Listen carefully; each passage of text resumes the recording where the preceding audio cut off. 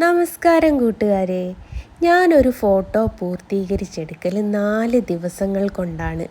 ആ ഒരു 4 ദിവസത്തെ വീഡിയോ 1 മിനിറ്റിൻ്റെ ഉള്ളിലാക്കിയിട്ട് നിങ്ങൾക്കൊന്ന് കാണിച്ചു തരാമെന്ന് കരുതി. കാര്യം എന്താ വെച്ചാൽ പലരും പറയുന്നൊരു കാര്യമുണ്ട്, ഞാനല്ല പോലും ചിത്രം വരയ്ക്കുന്നത് എന്നുള്ളത്. അത് നമുക്ക് വരച്ച് കാണിച്ചു കൊടുത്തിട്ട് പോലും അത് അംഗീകരിക്കാത്ത കുറച്ച് ആൾക്കാരുണ്ട്.